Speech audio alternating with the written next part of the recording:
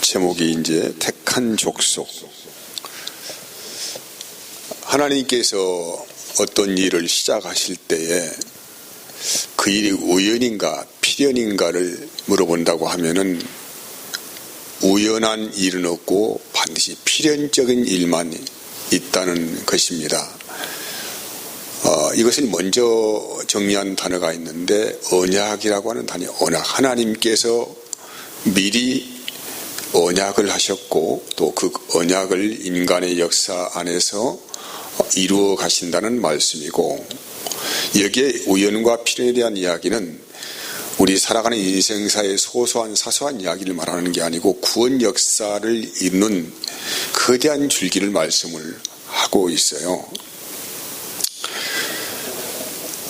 여러분, 저와 여러분들이 예수 믿고 오늘 믿음을 고백하고 살아가는 일들은 결코 어느 날 갑자기 일어나게 된 우연한 일이 아니고 하나님의 그 구원 프로그램 안에서 이루어진, 이미 설계되어진 은혜를 현재 우리가 받고 있다는 것입니다.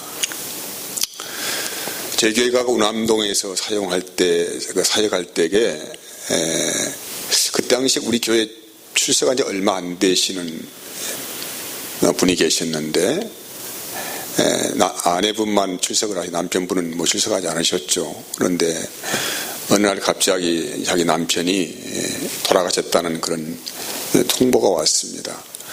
목포에서 장례식을 치른다고 하여서 우리가 그날 예배 드리고 점심 먹고 있는데 그런 통보를 받았어요. 그 통보를 받고 제 마음에 생각하기를 그 예배를 주관하시는 분이, 장례 예배를 주관하시는 분이 자기 친정집 식구의 가족의 뭐 어떤 목사님 되신 분이 예배를 지낸다고 해서 제 마음에 생각하시기를 누구 마음대로 그렇게 할까라는 생각이 들었어요. 그 생각이 들은 지 얼마 되지 않아 30분 정도 지나서 다시 전화가 왔는데 우리 교회에서 예배를 좀 했으면 좋겠다라는 그런 또 통보가 왔습니다. 그날 그 소식을 듣고 부랴부랴 이제 성도님 연락해서 그날 장례식장에 갔잖아요. 뭐 다들 기억하실 거예요. 그래서 예배를 드리고 나서 이제 발인 날짜를 잡아야 되는데, 발인 날짜가 원래 3일장을 하는데 하루 연기가 됐습니다. 그 이유가 뭐냐면은 그 당시에 화장할 분들이 많이 밀려가지고 도저히 시간을 맞출 수 없다. 그래서 하루 연기해서 4일장으로 했으면 좋겠다. 그런 결정이 내려져서 그렇게 알고 저희는 돌아왔지요. 돌아와서 이제 그 전날, 그 다음날 밤중에 제가 나가서 기도를 하는데 우리 주님께서 말씀하시기를 내일 9시 반인가, 시간은 제가 나지 않습니다. 9시 반에 너희가 발인 예배를 드릴 것이다, 이런 말씀을 하셔서 저는 매우 황당했습니다. 아니 뭐 그렇게 중요한 일은 아니잖아요 그게. 근데 저는 굉장히 황당하고 혼란스러워 가지고 이것을 과연 어떻게 할 것인가에 대해서 매우 근심하고, 아무리 생각해봐도 안 되겠다 생각해서 저희 아내에게 여보, 주님께서 내일 발인 예배를 드신다고 9시 반에 드리신다고 해서 어떻게 할까? 저는 매우 고민해서 이야기를 했거든요. 왜냐하면 이거 아니 거기서는 지금 그 다음날 예배를 드리기로 했는데 주님이 저에게는 기도할 때 그렇게 음성을 주셔서 너무 저는 참 어떻게 황당하지 않습니까? 이거 잘못 말하면 또 낭패가 될 일이 같기도 해서 고민하다가 이야기를 했는데, 집사람이 그때 성도님들에게 메시지 연락을 하고 이렇게 해서 내일 발인에 9시 반에 드립니다, 이렇게 통보를 했어요. 너무 어처구니 없는 그런 일들이죠. 그렇게 마음의 결정을 하고 메시지 보내고 나서 한 1시간 반 정도, 2시간 정도 흘렀는데 전화가 왔어요, 목포에서. 그래서 목사님, 모레가 아니고 내일 아침 9시 반에 발인 예배 드립니다, 그렇게 통보가 왔어요. 얼마나 참 기가 막힌 일입니까? 그것이 너무 황당하고 당혹스러운 일입니다. 저는 그래서 하나님께서 이 일을 통해서 무슨 큰일을 하시려는가 보다 그런 기대감, 설레임 반 이렇게 해서 발인 예배 준비해 가지고 함께 우리 교육과 함께 갔잖아요. 갔는데 그날 아무런 일이 일어나지 않았어요. 저는 이 일을 가지고 오랫동안 고민했어요. 그리고 또 잊어버렸습니다. 몇 년이 흐른 뒤에 기도하다가 하나님이 갑자기 그 일을 생각나게 하셔서 주신 은혜가 뭐냐면은 하나님은 어떤 일을 하실 때에 우연이 없다. 모든 것은 필연적으로 하신 일이다라는 것을 그때 제게 응답을 주셨어요. 하나님께 제게 그런 삶의 계획까지도 하나님께서 말씀하시고 가르쳐 준다는 것을 그때 제가 배웠습니다. 오늘 에베소 1장 4절 말씀은 이런 말씀이 있어요. 곧 창세 전에 그리스도 안에서 우리를 택하사입니다. 우리를 택하사. 창세 전에 어디 안에서요? 그리스도 안에서 우리를 택했다는 거예요. 디모데후서 1장 9절 이렇게 말합니다.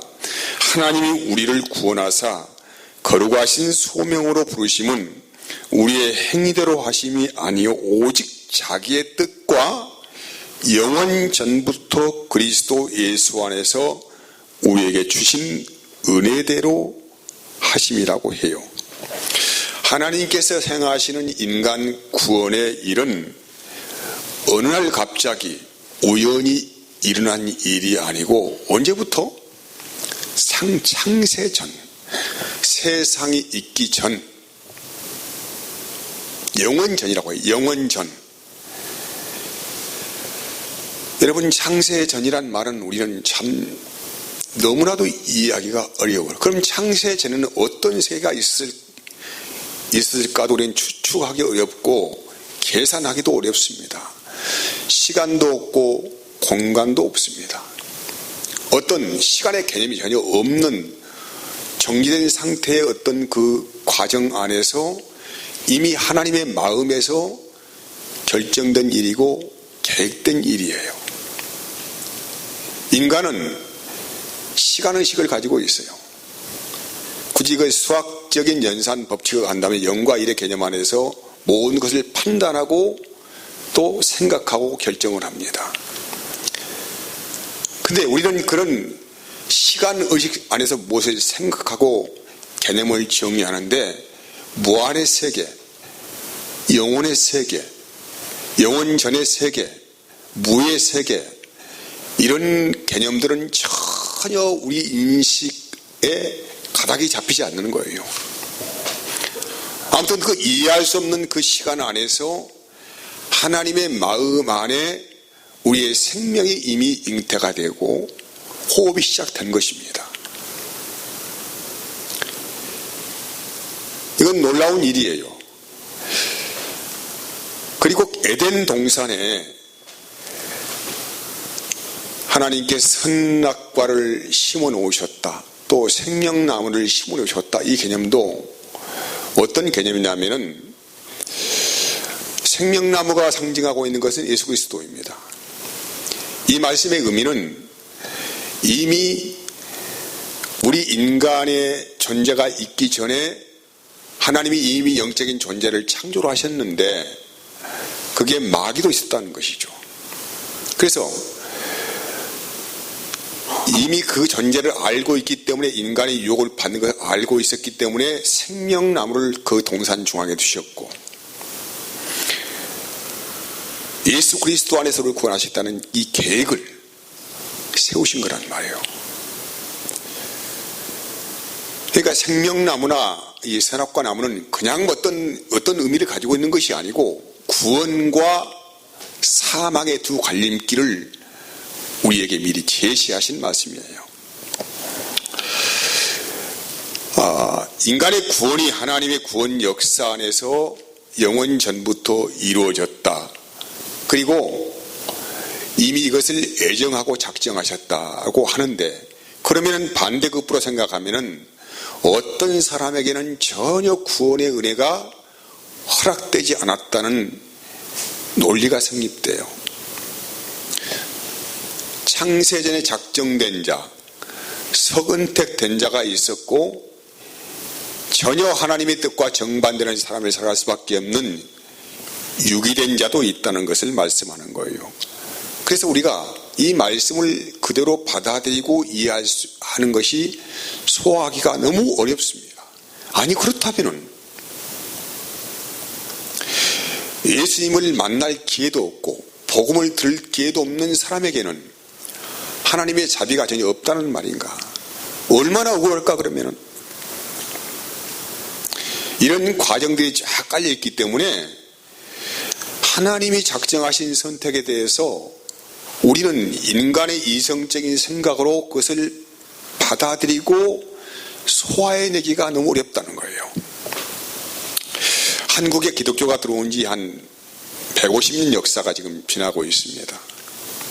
그러면은 150년 전의 사람들은 전혀 복음을 들을 기회가 없잖아요. 전혀 복음을 들을 기회가 없어. 아니 구원을 받고 싶어도 그런 문이 아예 허락되지 않는 그 시간 안에서 살았던 사람들은 얼마나 참 억울하겠습니까? 이렇게 꼼꼼히 뒤집어서 생각해 보면은 정말 이해하기 어려워요. 야, 그러면 하나님이 어떤 분이신가? 하나님이 사랑이라고 하시는데 그분의 사랑이라고 하는 것이 어떤 사랑을 말씀하고 있는가에 대해서도 너무 마음이 답답해지는 것입니다. 이런 여러 가지 질문에 대해서 성경은 단 한마디로 딱 정리하고 있어요.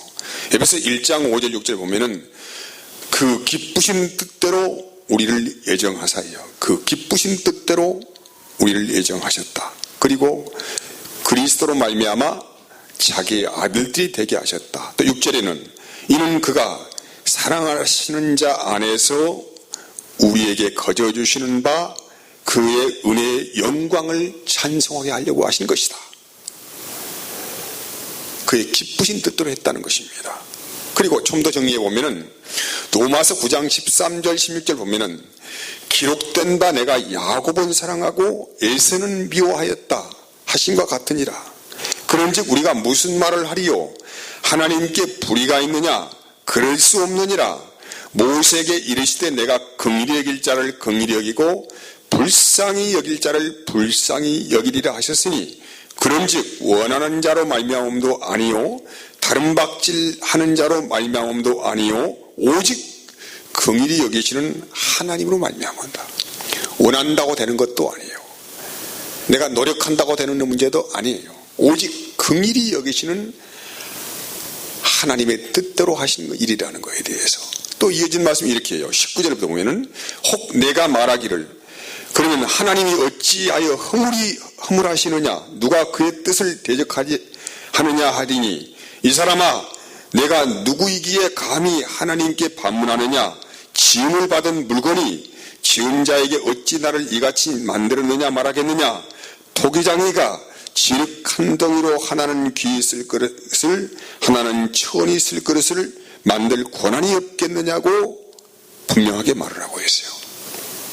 여러분 성경은 혈통과 계보를 정확히 구분하고 있습니다. 창세기 4장부터 보면은 가인의 후예와 셋의 후예를 나누고 있고 창세기 6장 1절 2절 보면은 그 셋의 후손으로 태어난 사람들을 이렇게 말하고 있어요. 사람이 땅에 번성하기 시작할 때에 그들에게서 딸들이 나니 하나님의 아들들이 여기에 등장하는 하나님의 아들들은 이들이 뭐 선한 일을 했다거나 어떤 일을 했다 이런 말을 하는 게 아니야. 이들은 아무튼 하나님의 아들들이요.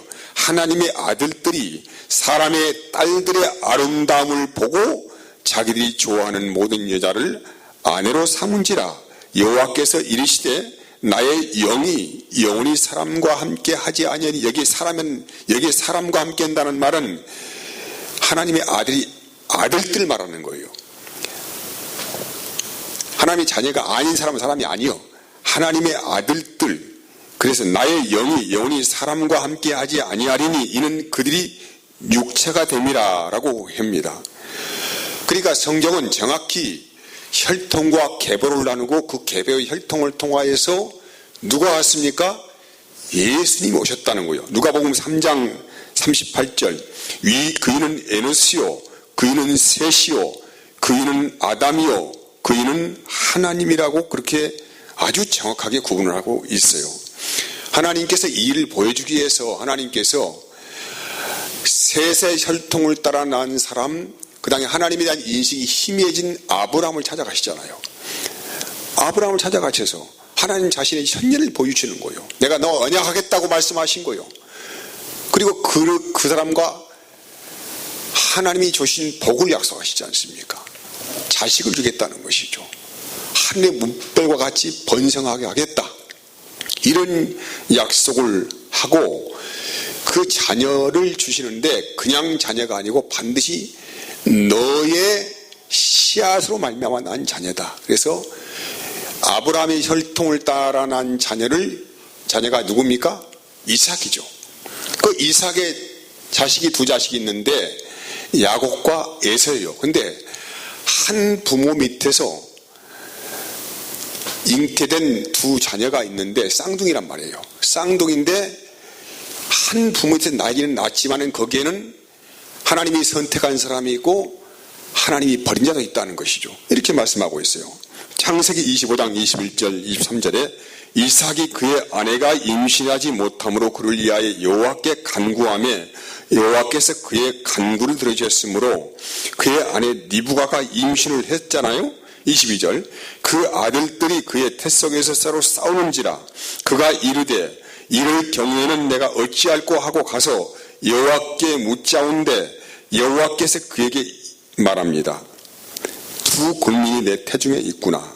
두 민족이 내 복중에서부터 나누이리라고 말씀합니다. 똑같은 부모 밑에서 쌍둥이가 태어났는데 하나는 하나님의 사랑을 받는 야곱이고 하나는 버림받는 에사란 말이에요. 예수님께서 이 땅에 오셔가지고 제자들을 선택하시잖아요. 찾아가셔 그분께서. 그들이 찾아오지 않았어. 찾아가셔요. 이렇게 말합니다. 요한복음 11장 47절 48절에 보면은 예수께서 나다나엘이 자기에게 오는 것을 보시고 그를 가리켜 이르시되 보라 이는 참으로 이스라엘 사람이라. 나다나엘 부르실 때에 그를 아시고 부르신 것이죠. 너는 참 이스라엘 사람이다. 이게 다 이스라엘 사람이 아니고 거기는 가짜 이스라엘 사람이 있고 참 이스라엘 사람이 있다는 것이죠. 제자들을 직접 부르실 때에도 일일이 찾아가셔가지고 부르실 때에 하나는 아니요 하나는. 자, 요한복음 13장 10절에서 보면은 예수께서 이르시되 이미 목욕한 자는 발밖에 씻을 필요가 없느니라. 온몸이 깨끗하니라. 너희가 깨끗하나 다는 아니니라고 하시죠. 누구를 가르쳐 말하는 거예요? 예수님께서 제자들의 발을 씻기잖아요. 근데 너희는 다 깨끗해졌는데 다 그런 것이 아니고 한 사람은 아니다. 그리고 이어진 말씀을 봅시다. 18절 봅시다. 내가 너희 모두를 가리켜 말하는 것이 아니니라. 나는 어떻게 말씀합니까? 내가 택한 자들이 누구인지를 알미라. 그러나 내 떡을 먹는 자가 내게 발꿈치를 들었다 한 성경을 응하게 하려는 것이다. 예수님께서 12제자를 부르셨어요. 제자 삼으셨어요. 근데 한 사람은 아니야. 왜 아닌가? 그것은 내가 택한 자들이 나는 누구인지 안다는 거예요. 예수님께서. 근데 한 사람은 아니요. 말라기 3장 17절 만군의 여호와가 이르노라. 나는 내가 정한 날에 그들을 나의 특별한 소유로 삼을 것이요라고 하나님께서 내가 정한 날에 그들을 나의 특별한 소유로 삼겠다고 하나님이 고백하신 거예요. 하나님께서 엄청난 돌 무더기가 쌓여있는 그곳에서 하나님께서 거기서 손가락 하나를 움직여가지고 거기에서 고르시고 갈라내셔서 하나님의 자녀를 불러내신 거란 말이에요. 이 말씀 이해하시겠어요?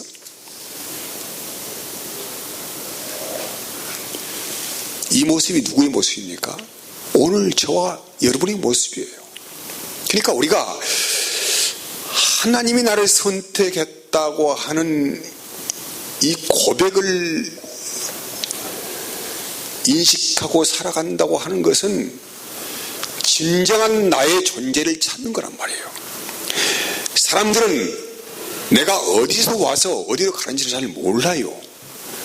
그리고 내가 어디서 와서 어디로 가는지는 모르니까 내가 이 땅에 살아가면서 무엇을 위하여 나의 에너지를 불태우고 내 열정을 쏟고 살아가야 될지를 모르는 거예요. 그냥 상관없는 인생을 살아가는 거예요. 그냥 모든 사람들이 가는 그 길이 길이라고 생각하면서 그 길을 따라가는 거란 말이에요. 그래서 나의 정체성과 내 자아의식을 아는 것은 너무나도 귀하고 소중한 일이에요. 나를 쉽게 대하지 않습니다. 내가 존재한 자고 하나님의 사랑을 입은 자라는 사실을 아는 순간부터 나라는 자체 존재 가치가 보통 사람이 아니거든. 이것이 이 말씀 이해하시겠습니까? 여러분, 우리는 선한 것이 없어요. 이 말은 무슨 말이냐면은 하나님께서 나라는 사람을 볼 때에 조금 쓸만하고 좀 이용 가치가 있고 좀 뭔가 다른 사람과 비교해 좀 낫고 뭐 이런 조건을 따져가면서 나를 불러주신 것이 아니라는 거예요. 실망하지 마세요. 이 말이 왜 중요하냐면은 여러분들이 뭔가를 하나님께 잘해서 뭔 대단한 큰 믿음의 일을 해서 하나님이 나를 기뻐하시고 사랑하시고 뭐 이러는 조건적인 은혜가 아니라는 말이에요. 인간은 극히 조건적이에요. 사람의 마음은 뭔가 나에게 떡을 주는 사람을 좋아하는 거예요. 그러지 않습니까? 이 사람의 마음을 움직이는 것은 물질이에요. 사람들은 모든 사람들을 평가할 때 상대 가치를 부여하는 것입니다. 저놈은 쓸만하다. 저 정도면 되었어. 뭐 이런 생각을 하잖아요. 근데 하나님은 전혀 그런 것에서 인식하지 않아. 우리를 그냥 이렇게 묻혀있는 돌무더기 가운데 나를 그냥 끄집어내신 거란 말이야. 하나님 자신이 나를 보고 보화를 발견하신 거라고 하신 거예요. 사도행전 13장 48절 보면은 이방인들이 듣고 기뻐하여 하나님의 말씀을 찬송하며 영생을 주기로 작정된 자는 다 믿었다고 해요. 또 로마서 8장 30절 봅시다. 미리 정하신 그들을 또한 부르셨어요. 그러니까 항상 중요해요. 순서가 미리 정하셨어. 이해하시겠어요? 우연이 아닙니다. 저와 여러분은 어쩌다가 교회 와가지고 어쩌다가 콕 깨서 예수 믿게 이런 게 아니란 말이에요. 미리 정하신 그들을 또한 어떻게 했어요? 불렀어. 부르시고 정한 게 아니란 말이에요. 순서가 중요합니다. 불러서 쓸만하니까 정한 게 아니고 아무 조건은 나를 미리 정하시고 부르신 그들을 하나님께서 의롭다 하고 그들을 또한 영원롭게 했다. 이 일이 지금도 계속 일어나고 있습니다. 로마서 11장 4절 7절 그에게 하신 대답이 무엇이냐? 내가 나를 위하여 바르게 무릎을 꿇지 아니한 자를 사람 7,000명을 남겨뒀다 따졌으니 그런즉 이와 같이 지금도 어때요? 지금도 과거에 하나님께서 이스라엘을 징계하실 때 바알신에게 무릎을 꿇은 사람들이 많잖아요. 그들이 무엇 때문에 무릎을 꿇었습니까? 먹고 살라고 무릎 꿇은 거예요. 전부 다. 그러지 않습니까? 그래서 하나님께서 은혜 안에서 바알에게 무릎을 꿇지 않은 사람 7,000명을 남겨두었는데 지금도 은혜로 택하심을 따라 남은 자가 있다는 거예요. 지금도 하나님의 은혜로 택하심을 따라 남은 자가 있는데 만일 은혜로 된 것이면 행위로 말미암지 않으니 그렇지 않으면 은혜가 되지 못하느니라. 그런즉 어떠하냐? 이스라엘이 구하는 것을 얻지 못하고 오직 누가? 택하심을 입은 자가 얻었다는 거예요. 택하심을 입은 자. 택하심을 입은 자. 여러분과 저는 어쩌다가 우연히 어떤 계기를 통해서 뭐 누구 잘 만나가지고 예수 믿게 된 것이 아니고 하나님의 그 오묘하신 섭리 안에서 하나님이 불러내셨어. 때로는 복음 전도자들의 마음을 감동시켜서 몇 번 찾아가게 하시고 마음을 놓고 하시고 예수님 전하게 하시고 다 이게 어떤 일이야. 하나님께서 택한 자를 불러내시는 음성이란 말이에요. 그것이. 근데 그들은 뭔지를 몰라. 전도자들은 뭔 일을 하는지도 몰라. 하나님이 어떻게 그를 부르시는지 몰라. 그냥 전하는 것 뿐이에요. 근데 하나님께서 여러 가지 환경 안에서 마음을 감동을 시키고 은혜를 부어주시고 여러 가지 일들을 하나님께 조장하시고 이렇게 해서 그들을 그리스도 안으로 불러내셨어요. 왜 그러면 도대체 왜 그랬는가? 왜 택하셨는가? 예레미야 31장 3절 봅시다. 옛적에 여호와께서 나에게 나타내사 내가 영원한 사랑으로 너를 사랑하기에 인자함으로 너를 이끌었도다 하였노라. 사랑하기 때문에. 이 세상에서 사랑이라고 하는 단어는 아무런 조건을 거기에 구별하지 않습니다. 어떤 이론도 없어요. 이것은요. 아마 자식을 키워본 부모는 알 거예요. 왜 자식을 사랑하는가? 그건 조건이 있습니까? 그게? 있나요? 못나든 잘나든 성격이 삐뚤어졌든 어쨌든 간에 부모가 자식을 사랑하는 것은 조건이 없어요. 이것은요. 아무런 조건이 없어요. 하지만 사람인지라 그게 또 속썩이고 말썽부리면 어떻게 하겠지만은 아무튼 하나님의 사랑이 이렇게 우리에게 주어졌다고 하는 것은 하나님이 왜 나를 택했지? 무슨 이유이지? 이렇게 굳이 물어본다고 한다면 하나님이 사랑하시기 때문에. 이걸 뭐라고 해요? 하나님께서 나를 무작정 사랑하셨다. 무작정이요, 무작정.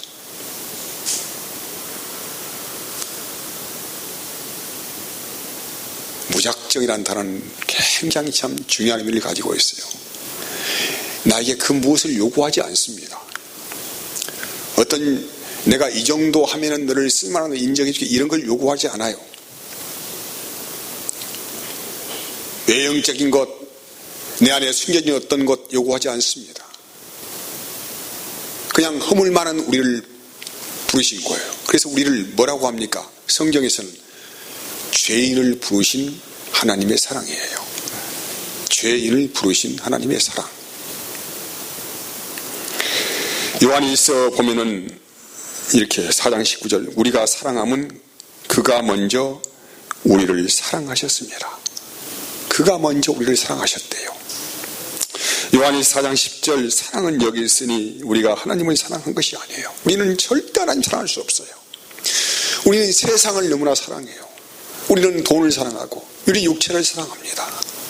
하나님을 사랑해 본 적이 없어요. 근데 사랑은 여기 있다고 이야기해요. 우리가 하나님을 사랑한 것이 없어요. 하나님이 우리를 사랑하사 우리 죄를 속하기 위하여 화목제물로 그 아들을 보내셨습니다. 그 영원한 하나님의 사랑의 열매가 바로 오늘 나예요. 나는 그냥 우연히 예수 믿는 사람이 아니고 하나님께서 징그럽게도 아주 특별하게도 무작정 내가 무엇을 어떻게 한다 할지라도 어떤 허물이 있다고 할지라도 그 묻지 아니하시고 사랑하여서 싸매 주시고 그 불러주신 하나님의 사랑 앞에 선 것입니다. 그래서 그 열매가 나요. 하나님의 열매가 나라고요. 그래서 이렇게 말해요. 갈라디아서 2장 이렇게 말합니다. 내가 그리스도와 함께 십자가에 못 박혔다니 그런즉 이제는 내가 사는 것이 아니요 오직 내 안에 그리스도께서 사시는 것이라. 내가 육체 가운데 사는 것은 왜 살아야 내가 이제? 내가 육체 가운데 사는 것은 나를 사랑하사 나를 위하여 자신을 버리신 하나님의 아들을 믿는 믿음 아래 사는 것이다. 여러분, 우리가 오늘 그리스도 안에 살아가는 것은 하나님이 나를 사랑하셨기에 그 사랑을 믿는 거예요. 사랑을 믿는 거란 말이에요. 하나님은 나를 버리지 않는다는 걸 알고 있어요. 내가 어떤 지경의 길을 간다고 하더라도 하나님은 나를 끝까지 사랑하신다는 것을 알고 있어요. 그래서 내가 오늘 사는 이유가 되는 거예요. 나의 삶의 모든 힘과 능력이 되는 것입니다. 그래서 하나님의 사랑을 입지 않냐고는 우리는 인생을 살 맛이 나지 않아요. 하나님께서 나를 어떻게 사랑하셨습니까? 하나님은 무더기로 나를 부른 게 아니에요. 개별적으로 일일이 하나님께서 예수님의 마음에 우리의 이름을 기록해버렸어요. 이것을 뭐라고 합니까? 생명책에 기록했다. 나의 이름을. 계시록 21장 27절 무엇이든지 속된 것이나 가증한 일 거짓 말하는 자는 결코 그리로 들어가지 못하되 오직 어린 양의 생명책에 기록된 자들만 들어간다는 거예요. 여러분, 생명책에 기록된다는 것은 나의 이름을 예수님의 마음에 이미 기록했다는 거예요. 그분의 마음 안에 내가 있어. 그냥 내가 있어. 그건 모든 사람을 사랑하는 포괄적인 사랑이 아니고 개개인을 아주 섬세하게 알고 사랑하시는 하나님의 사랑. 그러니까 생명책에 이렇게 기록된 거예요. 계시록 13장 8 죽임을 당한 어린 양의 생명책에 창세 이후로 이름이 기록되지 못하고 이 땅에 사는 자들은 다 심스게 경배하리라. 누가복음 10장 10절 그러나 귀신들이 너에게 항복하는 것으로 기뻐하지 말고 너희 이름이 하늘에 기록되는 것으로 기뻐하라는 것입니다. 주님께서 나의 이름을 그분의 마음에 심으시고 기록하셨습니다. 내가 주님께 기록받을 만한 기억, 마음에 심어질 만한 어떤 것이 있습니까? 아니에요. 그냥 하나님께서 나를 무작정 사랑하셨기 때문에 그냥 무작정 내가 좋은 거예요. 그래서 예수 만나면은 비로소 뭘 아는 것입니까? 우리의 심령 깊은 곳에서 외마디가 나와. 하나님은 사랑이시라. 이 하나님의 사랑을 보지 않고는 하나님을 본 자라고 할 수가 없다는 것을 분명하게 말씀을 하고 있습니다. 특별한 사랑을 입은 자들은 자기가 어떤 존재인지를 이제부터 알기 시작합니다. 그리고 인생을 살 때 고결하게 사는 은혜를 구하고 살아갑니다. 여러분, 정말 우리는 고상한 부르심 앞에 섰습니다. 나를 어떻게 종지에게 나게 할 수가 없어요.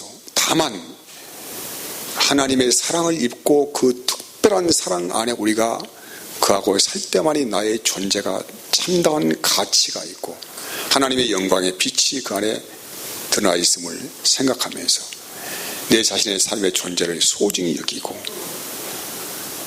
참된 가치를 위하여 나의 삶을 에너지를 쏟고 살아갈 수 있는 분명한 자아의식이 생긴다고 할 수가 있습니다. 제가 기도하겠습니다. 하나님 감사합니다.